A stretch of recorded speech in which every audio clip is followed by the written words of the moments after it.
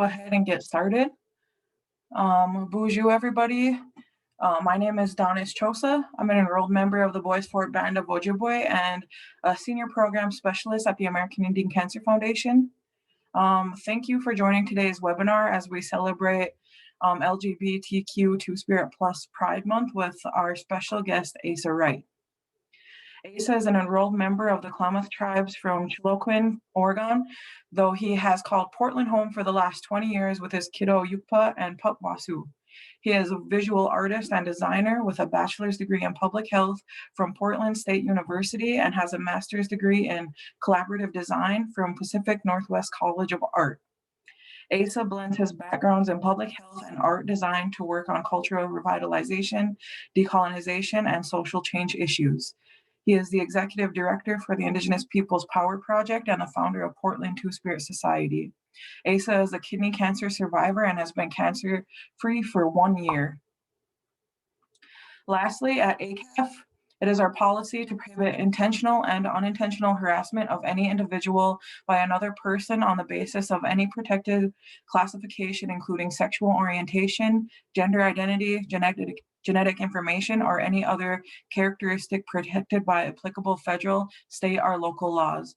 We respect, honor, and celebrate our LGBTQ Two-Spirit Plus relatives every day. Please feel free to submit questions in the chat box for Facebook and in the Q&A feature in Zoom, and we'll try our best to address them all during the webinar. You can also email ACAF at health@acaf.org or the emails that will be provided later. With that being said, we do have folks screening questions and comments in both Zoom and on Facebook, as our main goal is to protect our relatives that we invite into our space. Again, welcome, Asa. Thank you so much for joining us. Really excited to hear more about you, learn more about you, and your journey as well. So could you, I guess we can just jump right into it. Can you tell us more about yourself and your community? Yeah, thank you for having me here today. Really excited to be asked to join you all and share space with you all today. So I'm currently calling in from the traditional homelands of the Multnomah and Chinook people, or so-called Portland, Oregon. I've been living here for a little over 20 years. I came up here from Southern Oregon for college and then never ended up leaving, and then started a family here in Portland. I'm originally from Southern Oregon. My dad's family is from Chiloquin, Oregon. My mom's family lives in another Southern Oregon town called Roseburg. But those are my traditional homelands. Like I said, I've been living here in Portland for a while now, and have been really involved with the Native community here. Also the queer community here in Portland, and have had some leadership roles and founded Portland Two-Spirit Society in 2010. So I'm really, grateful to be part of that and to be part of the community, the Two-Spirit community here in Portland and in Oregon. Yeah, I was diagnosed with kidney cancer in 2019. And that's kind of really informed these last couple of years on like what I'm doing, how I'm doing, and where I'm doing it. Thankfully, like you said, though, I've been cancer-free for 1 year now. So I'm happy to share my story and hopefully help out or provide support for anybody else who's experiencing a cancer journey. That's amazing. Thank you so much. So I know you said that your experience has informed your work. Can you kind of elaborate on that? Yeah, well, I'd have to step back a little bit. I actually lost my brother in December 2018 to leukemia, which is a blood cancer, ALL. He had cancer for 12 years, off and on. He actually survived leukemia twice, and then the third time that he got it, it took him away. So that was my experience with cancer, was being a caretaker for a while for him. and walking through his experience by his side. And so I really had this deep seated fear of cancer, and just that being like one of the scariest things that, could ever happen to me. Um, and so yeah, walking through that journey with him, he would often say, life's short, and you gotta you gotta go for what your dreams are, and take the risks, take the trips, enjoy your time.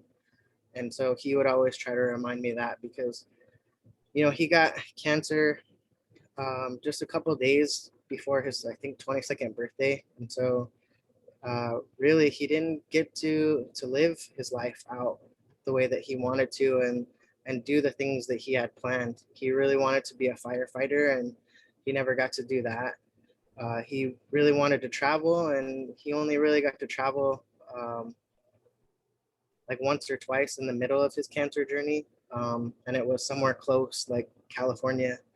But he never really got to live out his dreams. And so I think that cancer has really kind of informed the way I'm living, in that, like, what do I want to be doing with my time? Um, how do I want to be spending it? I did, I think, like many people, kind of make a bucket list for myself, and, think about, what's important to me, and what do I want to be doing with my life? Are there travel experiences that I want to be having?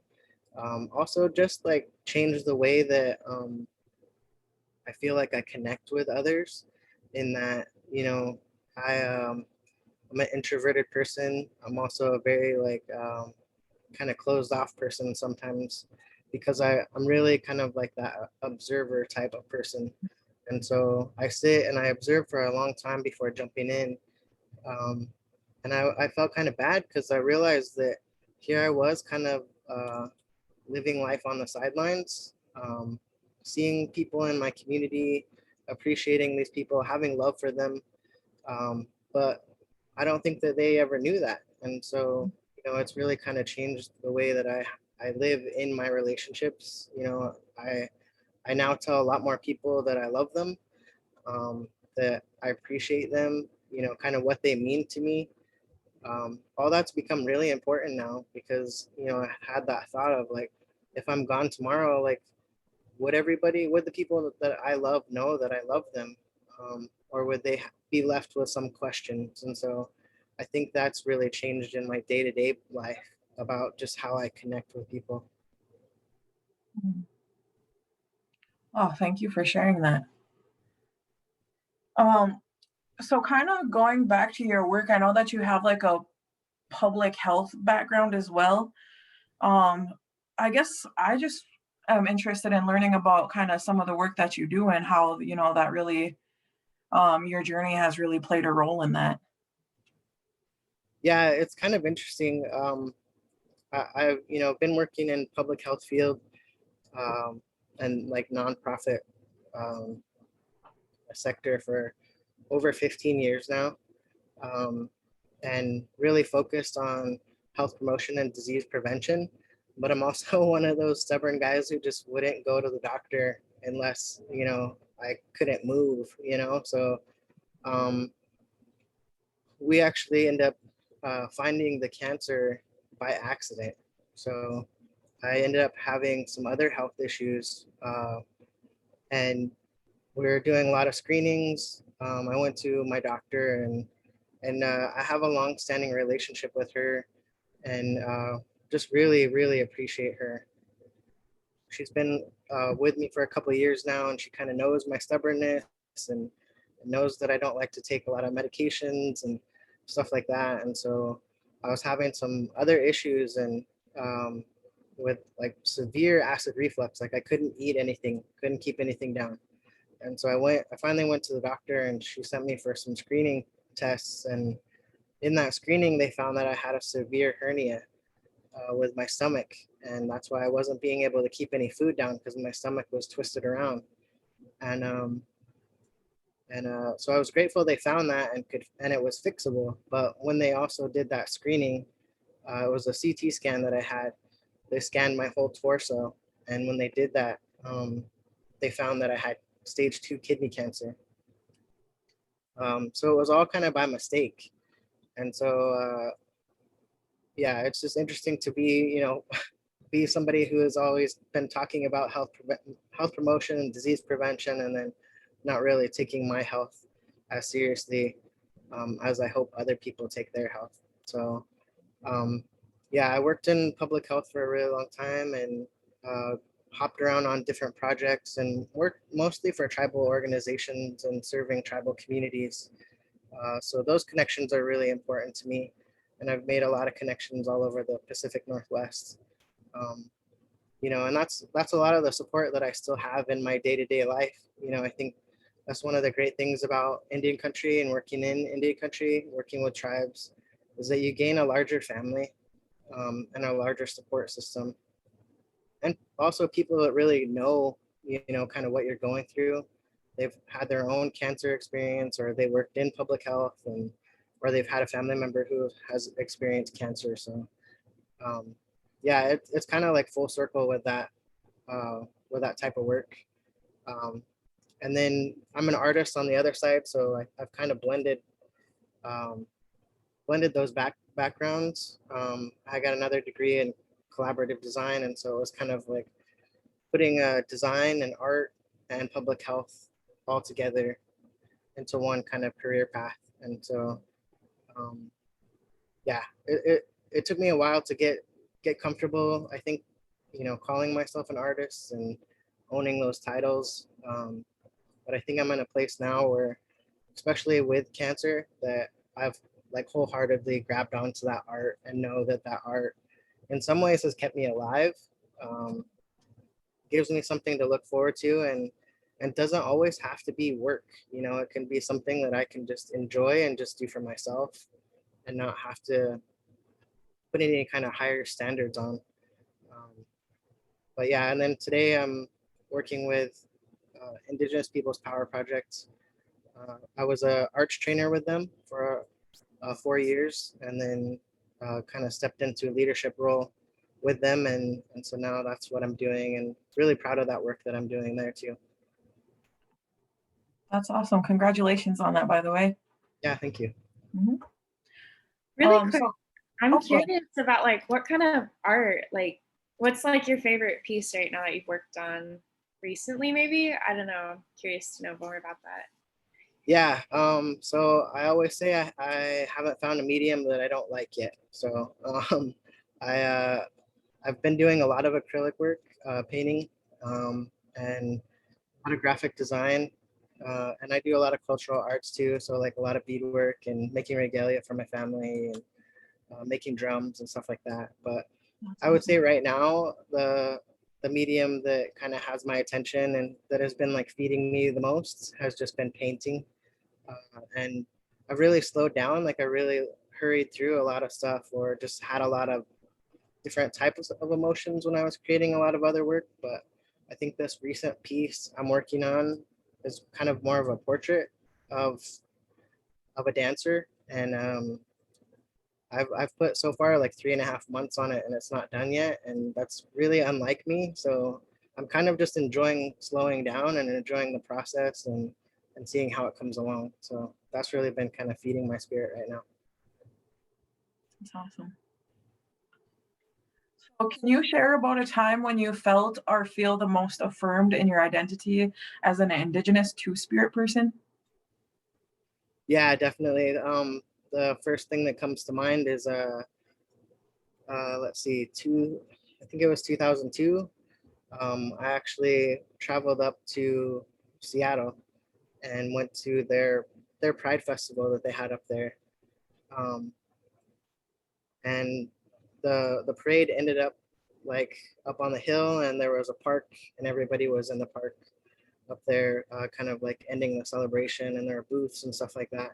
And in the distance, I saw a teepee, and I was like, no way. And so we headed over there, and we ended up finding Northwest Two Spirit Society, uh, and introduced myself to a couple of folks there. And to my surprise, actually found another Klamath tribal member, and a bunch of Blackfeet people and a bunch of Lakota people, and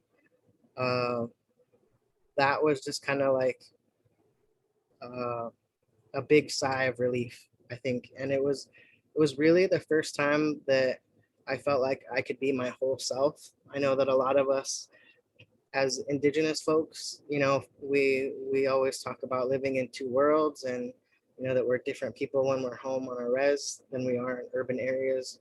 And I would say the same thing for two-spirit and queer folks, that we are more of our queer two-spirit selves when we're in those spaces than we are other spaces. And so I think we're always having to pick and choose little pieces of our identities and what we feel comfortable and what we feel safe enough sharing. And for the first time ever in my life, walking into that teepee and finding that community in Seattle was the first time where I didn't feel like I had to wear any kind of mask or decide on what part of my identity I could bring with me. I could be my full Indigenous self, and I could be my full two-spirit self. And there wasn't any question about that. Like, everybody in the space was the same. So it was just like, I don't know, I felt like I was home for the first time. And that really was so powerful and so strong for me that that's what helped me start Portland Two Spirit Society. I actually wanted to start like a chapter of Northwest Two Spirit Society, and they were like, no, go ahead and just start your own. Like, the community is big enough, and there's going to be spaces, and there's going to be people who will be interested. So, name your own thing and take off with it, and we'll be here to support you if you need. And, they were such a great support. They came down the first time that we marched in Portland, Portland Pride Parade, and supported us in some of our meetings, and it's just kind of taken off from there. And it's ebbed and flowed, and how many people participate in it, and how it's grown. But it's something I'm really proud of. That's amazing, and definitely something to be really proud of. But yeah, I just through your story, because I'm two-spirit as well, and that just kind of really affirmed me just hearing your story too. So thank you so much for sharing that. So what support systems do you have that were helpful throughout your journey? It could be either just your journey as a two-spirit Indigenous person, or throughout your cancer journey. Yeah, I would say with both. Definitely my family and my friends have been a great support. And then my community back home, Indigenous community here. Indigenous community really, I feel like, has saved me more than ever in kind of both directions. And a lot of the times it was a quiet support, but it was always there, and it was always there for me to lean on, even when I didn't know it. I actually tried to start Portland Two Spirit Society in 2004, and was just really met with some people who weren't too happy about it, and people who just started trying to harass me, basically. And at that point, my partner was pregnant with our child, and I was just like, I don't want to have negative energy around this new child coming into the world, and I shouldn't really be focused right now on these other people. And so I just decided to put it down for a minute. And the way that I went about it was, there was a queer newspaper here in town, and so I just posted an ad for the group in that. And so I figured, that'll be the easiest way to start some kind of support group or some kind of community group, whatever. And then that's where I faced harassment, was from the queer community here in Portland. And so I was really kind of shocked by that. And so in 2010, I picked it back up. There was a student who made their senior project about it. And so I was like, wow, if this many people are interested in what he's doing, maybe I should try to start this group up again. But this time, instead of going to the queer community, which, when I first moved here was dominantly very white. There weren't very many groups of color in the queer community here in Portland. Now, thankfully, we have so many groups of color. We have, Latino Pride Network and Black Pride, and API Pride. I mean, there's tons of groups now, and we all collaborate, and we all have like a communities of color, Pride space, and it's huge now. But back then, it was very dominantly white, and so I decided to go a different direction, which really scared me, but I pushed through, and I decided to bring it out to the Native community first. And to my surprise, they had nothing but support and love for us, and really helped us get on our feet. And that first Pride that we were together, we had 34 people in regalia, and we had a drum and everything. And so it really took off from there. And so I'm really thankful to the Native community. They've been nothing but supportive on pretty much everything that I've been a part of in this community. Man, that's so amazing to hear. So you sort of touched on it, but how has culture, spirituality, and I guess traditions played a role throughout your life and your journey? Yeah, definitely. That's something that's always been really important to me, being connected. And I feel like living here in Portland has really strained that, throughout the years. And I find that I can really spiral into, like depression or anxiety even, when I get too far disconnected from it. And so I'm constantly trying to make sure that I'm keeping those connections, and that um, it's something I'm focused on, because I know, especially living in an urban area, it doesn't just come to you. You have to make sure that you're putting effort into making it be part of your life and continue to stay in your life. And definitely, raising a child, that's something that's very important to me too. So, going back home and keeping those connections, it's 5.5 hour drive to my homelands, but we go down there to keep the connections. And then up here, a lot of the community has really been working in the last 5 to 10 years on building back those community traditions, and working on our different feasts. COVID has kind of put a hitch in all that in some cases, because a lot of things have been canceled here and there. But there's a lot of intertribal stuff that goes on here. We do have a couple of sun dances in our community over here, and different ceremonies and regular sweats. And uh, I do communicate with some of our healers and traditional medicine people, and also there's just been a big push on food sovereignty and getting back to our traditional foods, which has definitely been really important to me through this cancer journey. Just realizing, like, what am I putting in my body? What could have influenced that cancer to grow, and just kind of being mindful of those things. And I think I have a long way to go, still, because we are so disconnected from our food, and where it comes from, and all the chemicals and stuff now that we have in our food. So that's really important to me, though, and I'm trying to be mindful of what's going on with our food. Mhm. Thanks for sharing that. Um, so this is a question around healthcare. So what barriers did you notice in the healthcare system? And then what was surprising to you that wasn't that was helpful and you didn't, I guess, or supportive that you didn't realize would be as helpful and or supportive for you? So those, I guess, are two different questions, but however you feel like answering those, sorry. No, yeah, that's good.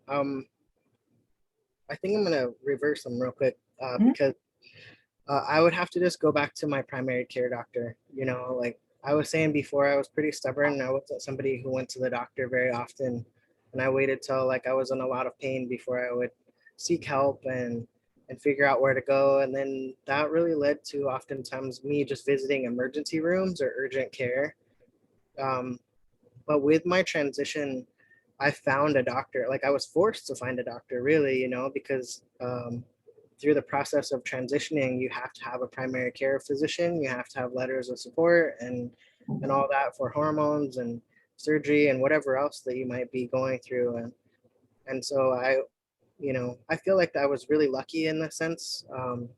Portland is really progressive and has a lot of doctors and care physicians who, are very supportive, and some who actually are queer and two-spirit as well. So I find that I really, you know, got lucky in my care provider. So my care provider is a queer provider.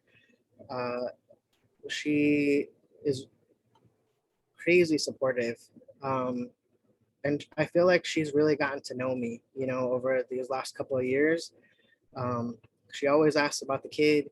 She always asks how I'm doing. Like, she checks in on things that I forget that I talked to her about. So um, it doesn't feel like that kind of cold, sterile doctor relationship where you only have like 7 minutes to talk to them about what you want to talk about. Like, I really feel like I have a good working relationship with my doctor. And I'm just really grateful for that. So I would say that's been the most surprising thing for me, because through this cancer journey, my doctor ended up sitting down with me and then, like, crying with me when I was diagnosed with this cancer. Um, and it was a scary thing. And she was, telling me, it is scary, but there are options, and we'll walk through this together. And so I think that was the most surprising thing, is just seeing that this doctor, um, could be knowledgeable and know things about my health, but then also be there emotionally to kind of support and lean on as well. And so that's been the most surprising thing. Um, when you go through cancer, you don't just get to keep your primary care doctor. All of a sudden you have other doctors that you're going to be working with, and surgeons and stuff like that, oncologists. And so um, that was really scary for me, just having to trust other doctors. And there was a point where I didn't trust somebody, and it really was unfortunate, and it still makes me uncomfortable to think about today. And I hope that other folks don't have to go through with it, or go through that like I did. But my surgeon was transphobic, and he was talking with me and completely fine, and then figured it out through looking at my chart. And then he went from literally, like, his knees were locked in with my knees, and he was talking to me this close, and then brought up, like, oh, you're trans, and then immediately pushed himself across the room and folded his legs and folded his arms and put my chart on the table, and just treated me completely different from then on. And I was like, I don't want this guy touching me. Like, I don't want this guy messing up, or not giving me the care that he would give somebody else because of this phobia. And so it was a really scary point for me. But in talking with this other team of doctors that I had and my primary care doctor, it really became evident that he was the best surgeon and the best option for me and this cancer. And at one point, another doctor was like, I'm sorry to say it like this, Asa, but this guy is a perfectionist. He's the best at what he does, and he's not going to mess up because he doesn't want to mess up his record. So he probably doesn't really care about you. He just cares about his record. And so it was a point where I really had to think about that and just be like, do I try to find somebody else, and figure it out? Or do I go with this guy who I know who's going to be a perfectionist because this is his thing and his specialized, medicine or practice, and just hope that he doesn't treat me badly because I'm trans? So that's what I ended up ultimately choosing, was to go with him. And thankfully all the cancer was removed. Like, my right kidney was removed, like the cancer's gone. So and I've been cancer free for now a year. So it worked out. But it was scary at the time, and it still, like I said, makes me uncomfortable to think about, because in the back of your mind, as somebody who's experienced cancer, your worst fear changes from being cancer to having cancer come back. And all these doctors I've just asked to be really frank with me, and so a lot of them have said, yeah, we got it out and we got it clear, but we don't know why you had it. I was the first in my family to ever have kidney cancer. My brother was the first to have leukemia in the family. There's been no other cancer, so they can't tell us why this happened to us. And they can't tell us that it won't ever come back. So, you know, that transition into being like your next worst fear is hearing that it's come back or that you have another type of cancer. But yeah, I would say having a good primary care doctor has been so important in my journey. That's really good. I'm going to take the next question. Um, I think, yeah, just going off of what you said, I guess I'm curious if there's anything that could have been done differently along the way during the treatment process, during, your interactions, with the additional doctors. Yeah, is there anything more that could have been done? I think so. I I think I came into my cancer journey with kind of like a foot up, I guess, just because I was a caretaker for my brother.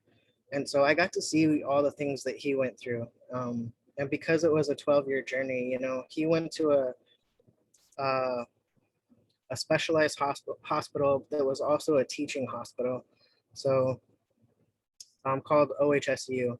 And so he actually had teams of different doctors that would come and work with him. He also had case managers and stuff like that that would help me and my mom kind of get services for him and to help him out and to also kind of advocate for him in different situations. And so, you know, even though that was a really horrible time and, you know, it hasn't been easy, you know, losing my brother to cancer, that definitely helped inform how I moved through my own cancer journey. And it was pretty crazy because, you know, being in stage 2, uh, we did kind of like the, you know, growth chart on my cancer and basically found out that my brother and I had cancer at the same time. Um, so that was a lot to take in. Um, but kind of jokingly, I always say like, I would have liked to of what to expect when you're expecting, you know, those books for newborn children in your life. Um, I kind of wish there was something like that with cancer because even having the knowledge that I had with my brother and walking him through, you know, the numerous tests, like I was the one who stayed in the hospital with him. You know, I slept there day and night. I ate there. I went through all the tests with him. Um, so I knew my way around this hospital. But even with that knowledge and kind of knowing that he had these care or like caseworkers and stuff like that, the second somebody tells you that you have cancer in your body, it's like your mind goes blank. At least for me, like everything went out the window, and I was just like, "Oh my God, I'm gonna die." That's all I could think about, and so it was this panic, especially as a parent, because I'm just like, what do I need to do for my child right now? Like, how do I make sure that they're okay if I do die, if something does happen to me? Like, have I given them everything that they need to be, you know, a successful, responsible adult? You know, have I prepared them enough?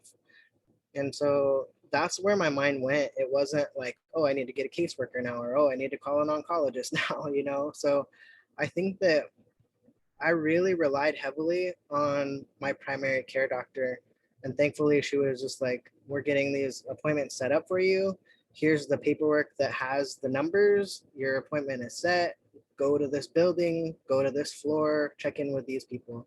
So I think having that kind of information laid out, kind of like you would for a first grader, really helped because my mind just wasn't there anymore. Like, and I think even like through treatments, through surgeries, and then after, I've still kind of been in a fog, you know, and had some memory issues from the trauma. And so I think that the most helpful things are just simple things, just lining things out for people and being like, you know, you have an appointment on the 22nd at 5. You know, you need to be there. You need a ride for this one, you know, and making sure people know the little details. Because I did go to a test where I was supposed to have a ride home and I didn't realize it. And, you know, it was during COVID times and there's you know, a lot of my appointments I had to go alone. And so my mom would call me on FaceTime or Zoom, and we would talk that way. And that's how I had support when I was at some of these appointments. But a lot of the appointments I went to by myself. And so, you know, that was hard too, like being in rooms that I was in with my brother, that I was now there for myself and by myself. So I think, you know, that case management, like I'm sure it takes a lot of funding and a lot of people, and I'm sure it's under sourced, but it's so important to the people who are actually going and experiencing cancer. And sometimes, you know, cancer is really scary, but sometimes these tests are scarier in the moment. You know, you're just like, oh my God, am I gonna make it through this test? Like, am I gonna make it through this treatment? Or I'm having pain now because of these treatments. And so all that stuff is really scary too. And so I think those case manager type people or any kind of support services, just to kind of help you, you know, minimize the confusion or kind of walk you through the process, is so helpful. I'm, yeah, really glad you shared that, because you were a human during all of that first, not a licensed healthcare professional with, you know, infinite knowledge about how the system works. Um, would that be kind of your advice to any two-spirit individual navigating the healthcare system, is finding that caseworker? Is there, or anything else you might offer during Yeah, the confusion of it all? yeah, I would say, you know, if you definitely, if you have like a family member or person, your partner, a friend, anybody who's willing to kind of stand with you through the process, um, you know, there's a lot of layers to care. There's a lot of layers to relationships. Um, yeah, it's just a lot. Like I say, like have somebody there to support you, but also kind of know that you're gonna lose some friends along the way and some family members along the way, and not forever, but they might just drop off because they don't know what to say to you. They don't know how to respond, or maybe they're just tired of hearing about cancer. And it's unfortunate, but it does happen. My brother lost a lot of friends. You know, they all came back in the end and, you know, hugged him and loved him and said that they were sorry for not being there. I lost some people along the way as well, who are slowly starting to come back my way, but I'm sure it's just that they don't know how to handle cancer. They don't know how to be there for you. They don't know what you're experiencing and going through. Some days you look completely fine, other days you look a mess. So, I mean, it's hard on everybody. And I just don't think that a lot of people know how to handle it and how to be there to support you. But I think if you can find somebody who can be there for you, you know, and can also take care of themselves during that time. So take breaks and stuff like that. But I think that's the most important thing, kind of having somebody by your side to kind of help you along the way. And then know that you have to put a lot of effort into it. Like I know more about cancer now than I ever did.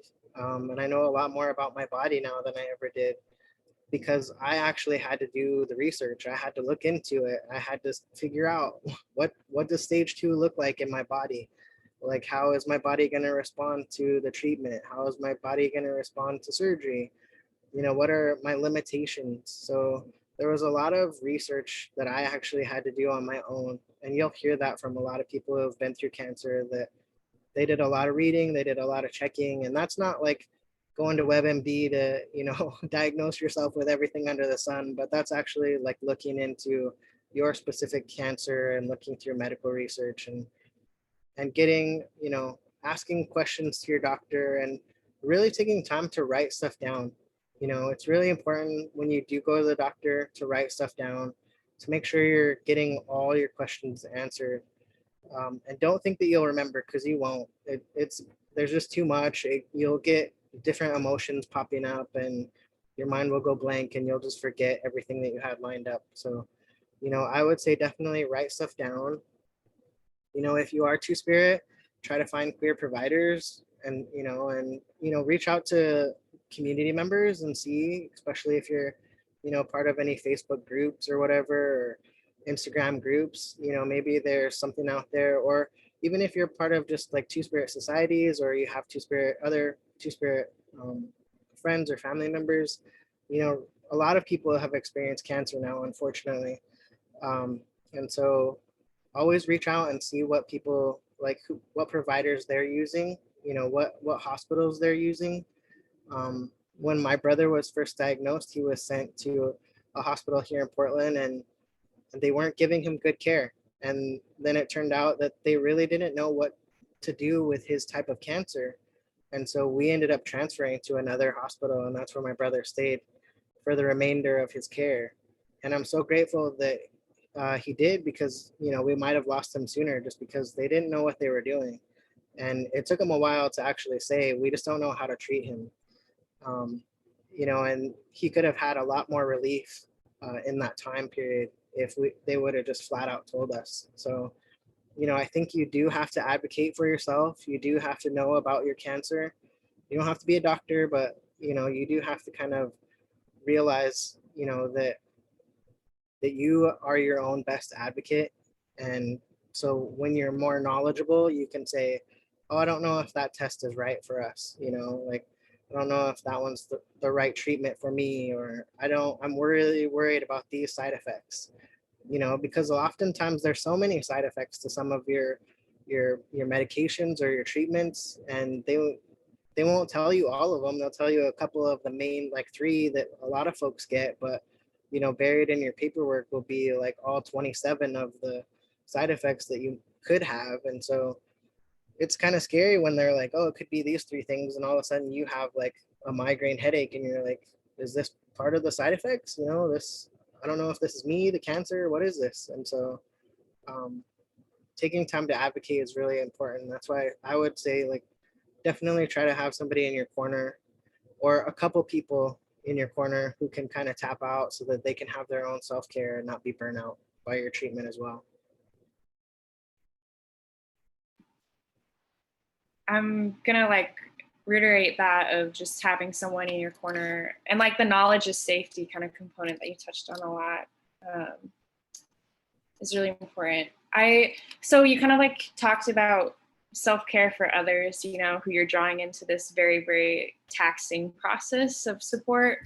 And I'm curious too what your self-care practice might have looked like during your treatment, now in remission. There's a lot of trauma that your body has gone through. And if you would mind sharing any helpful practices that you found lately that have helped you heal. Yeah, it took me a little while to get back into like my regular self-care practices. So different art mediums and beadwork. I was always taught like to have good feelings and to be in a good space when you're doing beadwork or working on any kind of cultural arts, because whatever you're feeling and experiencing, you're going to put into that work. And so I actually put my beadwork away for a little while and wasn't beading at all.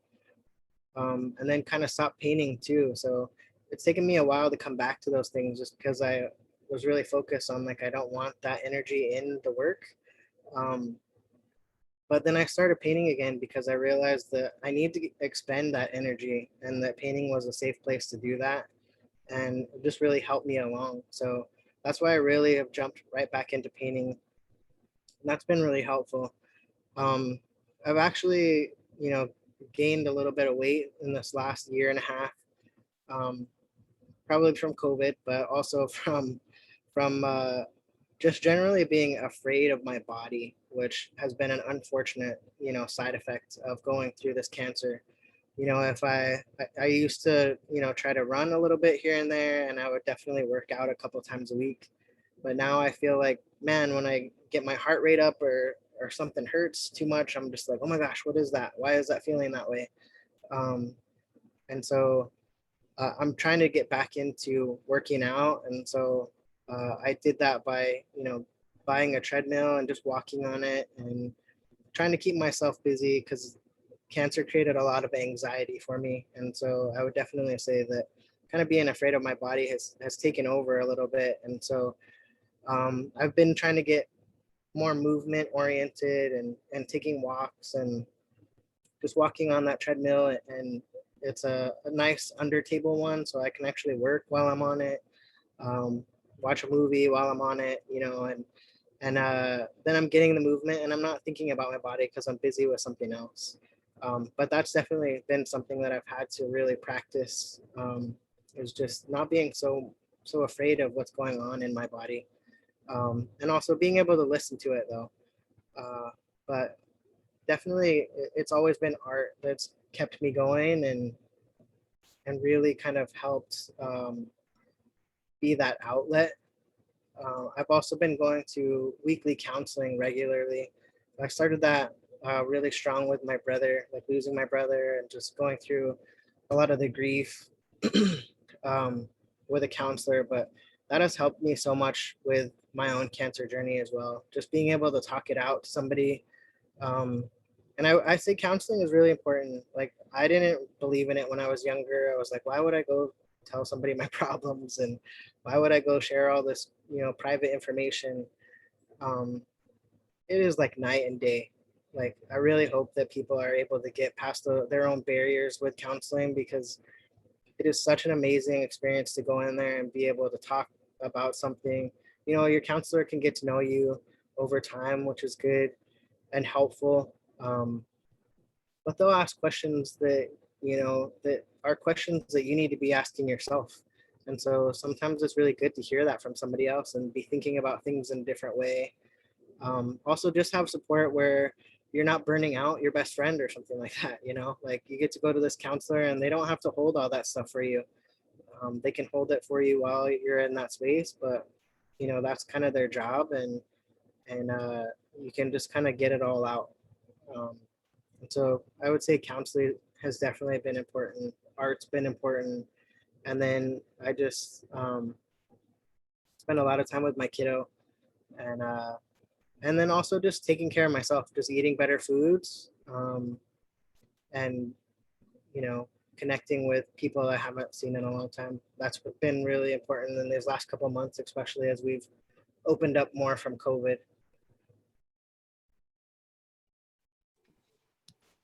I'm really happy you got to share that.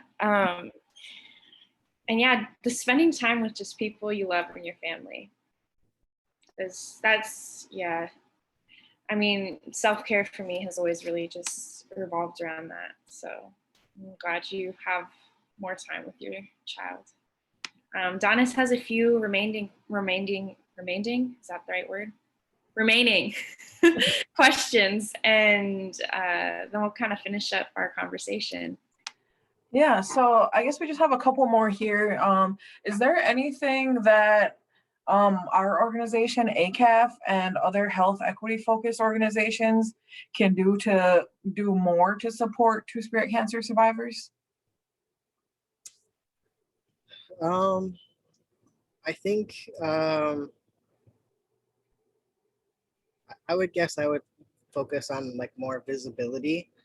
Um, I think I got to know your organization because I know you, Donis, and because I see my friends' work and stuff like that, and so and some of the events that go on. But I think just like more mainstream visibility, like, it would have been cool if my primary care could have been like, oh, there's also this native cancer thing over here that you should know about, and support systems that exist for you as a native person.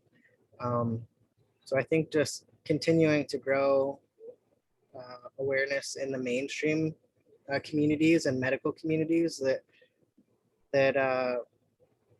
that programs and projects and support systems like this exist, is good.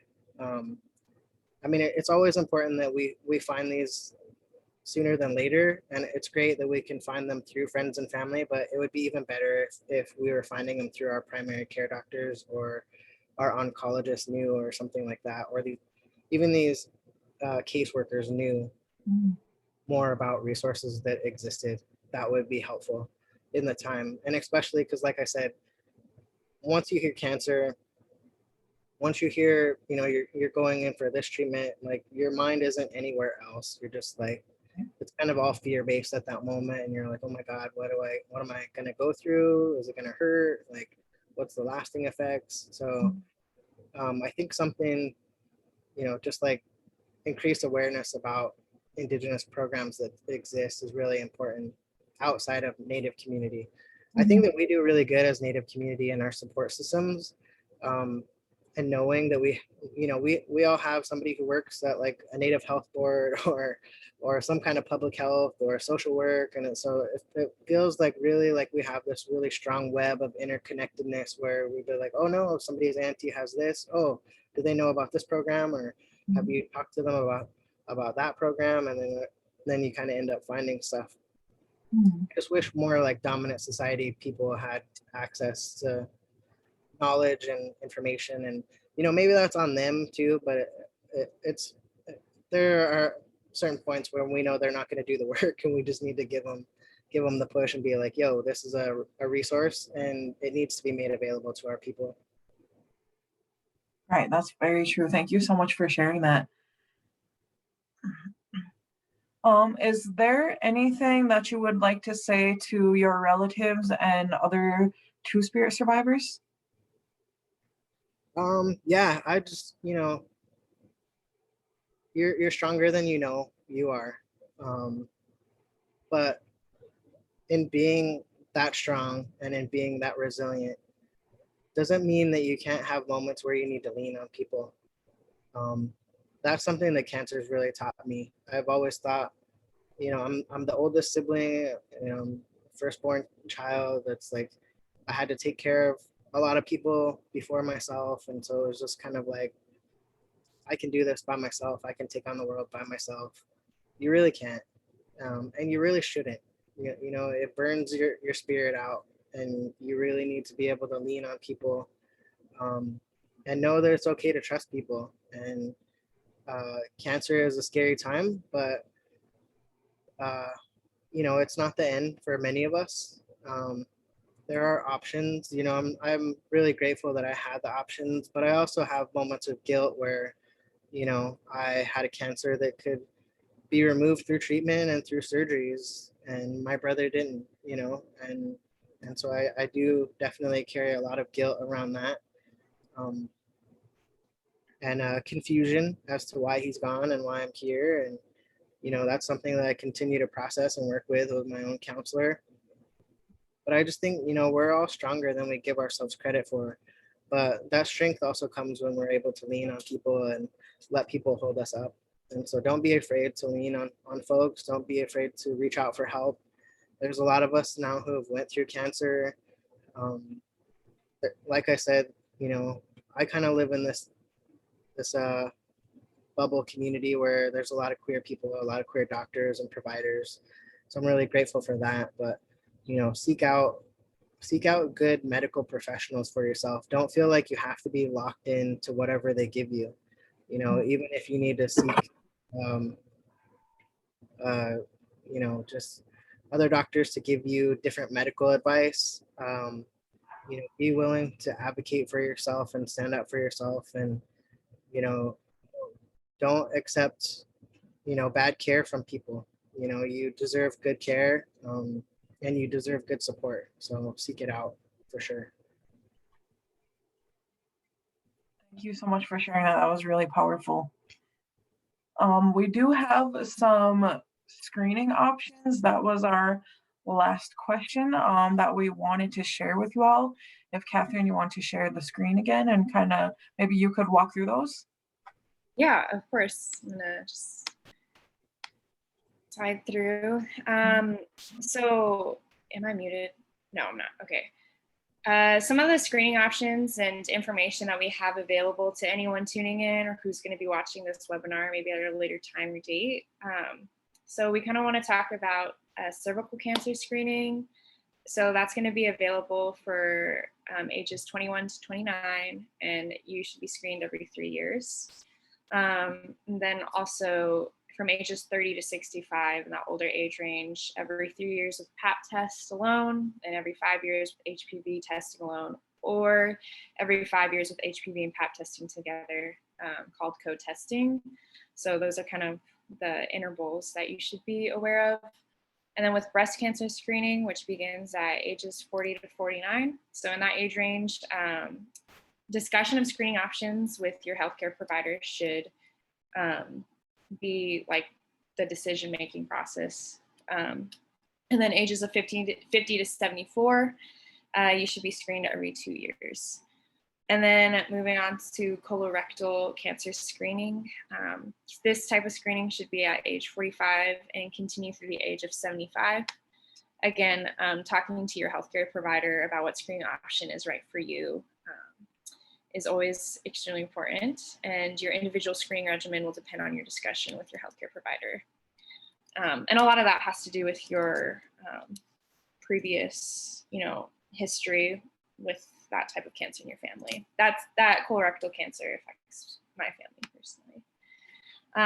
And then lung cancer screening is going to be people 50 years old and older who have a 20-pack per year history, smoking regularly, or currently smoke or have quit within the past 15 years. They should be screened. And then moving on to oral cancer screening. There is no oral cancer screening recommendation, but it's important to discuss risk factors. So those risk factors can include anything from tobacco and alcohol use to HPV. And then skin cancer screening, again, no cancer screening recommendation, but important to discuss these risk factors, including tanning bed exposure, your complexion, history of sunburns, previous skin cancer. And then we're kind of into our final two that we're going to talk about. HPV vaccination and cancer prevention. Ages 9 to 15 year olds are recommended to receive a 2-dose series. So this is referring to the vaccine.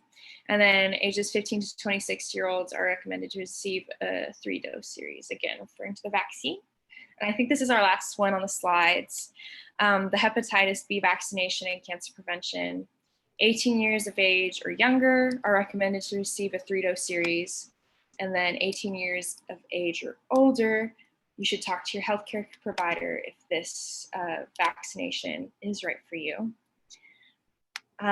We always want to share that because at ACAF, early preventative care is sometimes the difference between a cancer diagnosis or not. So again, those slides are there for you. That information is there for you as the viewer to take your health and be your own, advocate. I'm just going to leave this speaker contact information up for a while. Yeah. For anyone. Do you have any more questions, Donis? Because I do want to share a comment if you don't. Yeah, no, I was just going to say, well, maybe you can share that first before we close out with Lisa. So. Yeah, so we got a pretty sweet comment on our Facebook stream, and we have someone tuning in and they said, "Thank you for sharing your story. We need more visibility and storytelling here in the Northwest. I really appreciate your perspective when dealing with medical decisions. I'm sorry you had such a poor reaction from someone you had to trust with your life. Whenever we see a specialist, there is always a risk they might not agree with our LGBTQ plus lives. I've experienced that recently as well because I live in Idaho. They're passing religious exemption laws where they can deny us treatment if it goes against their religious beliefs. Thank you, and please continue to share your story." So again, solidarity, and also mentioning the visibility aspect of it. These words matter, and people feel seen by your story, Asa. So that means a lot to both Donis and I at ACAF. Yeah, thank you for that comment too. It's great to be able to make those connections through just our own lived experience. I think it's also good, in sharing those screening, the age ranges and stuff that you did. It's also important to have these stories because I've been screened for colon cancer too, and I'm under the age limit. So sometimes you have to fight along with your primary care doctor to get different tests that they might not say that you qualify for yet because you're not old enough. So definitely it's really good to have a primary care or somebody who can fight with you and for you to get those screenings maybe ahead of time sometimes because you haven't ever had cancer in your family before. You've never been impacted by something like that, and they're worried about other things. So, I had kidney cancer, but my doctor was also kind of worried that I might have colon cancer too, and so I had to get those tests early. So, just another reason to to be on the same page with your primary care provider, and also just to talk, you know, about your experiences with other folks, because, you know, in this last month with Donis and these events, I've heard from other cancer survivors who also had to fight for early testing, and they're glad that they did because it caught something else, or, you know, it saved them from, you know, some anxiety and gave them a little relief knowing that their cancer was only in one place. So it's definitely important to talk about it with everybody. Thank you. Yeah, for sure.